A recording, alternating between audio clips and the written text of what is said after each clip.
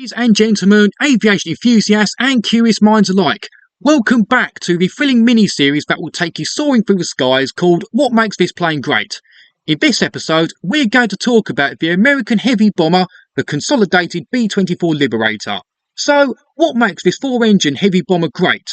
Well, it's officially the world's most produced bomber, heavy bomber, multi-engine and American military aircraft in history, which a lot of people would be surprised by, considering that there isn't many B-24 Liberators left in the world now. Another great thing about the B-24 Liberator is that, despite getting overshadowed by the more rugged and easier to fly B-17 Flying Fortress, it was actually the better bomber on paper. It was faster, could carry a heavier load and had better range. And it's because of its bomb load capacity and its range that the B-24 served in all theatres of the war, and in roles that weren't just strategic heavy bombing.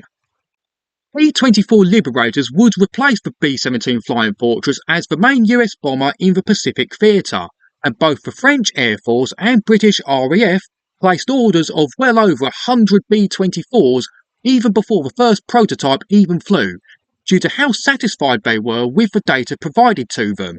However, the French orders all ended up going to the RAF due to the fall of France in 1940. With us British in mind, one important role the B-24 Liberator played in the war was in the anti-submarine role. RAF Coastal Command Liberators had the range to close the mid-Atlantic gap, which was where German U-boats could operate without any previous aerial threat. These B-24s would be fitted with air-to-surface vessel radar and lee lights, and they would be very successful in hunting the German U-boats both day and night. This would help in turning the Battle of the Atlantic in favour of us allies. It's also worth noting that these Liberators did end up in aerial fights with Focke-Wulf F-200 Condors when escorting the Atlantic convoys. Another great thing about the B-24 Liberator was that not only would they be used by multiple Allied air forces throughout the war, they would also be used for a variety of different roles throughout the war too. There was one squadron in the Mighty 8th Air Force that was specifically for electronic warfare. They would use specially equipped B-24s to jam German VHF communications during daylight raids.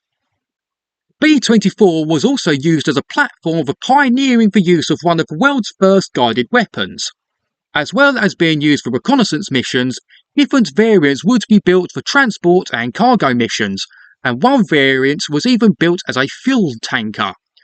Both transport and tanker variants would be used to airlift cargo and fuel over the Himalayas, nicknamed the Hump. One notable different role the B-24 Liberator played was as an assembly ship, where specially equipped and brightly painted B-24s would help organise the bomber formations in radio silence. The Luftwaffe even used a captured one to stealthily penetrate RAF bomber formations at night. And that's it for this thrilling journey through the skies. If you haven't already, make sure to subscribe to this channel and hit that notification bell so you can stay up to date with my aviation content, etc. Check out the two videos at the end, or my CD reviews, or even the playlist I've created. Cheers.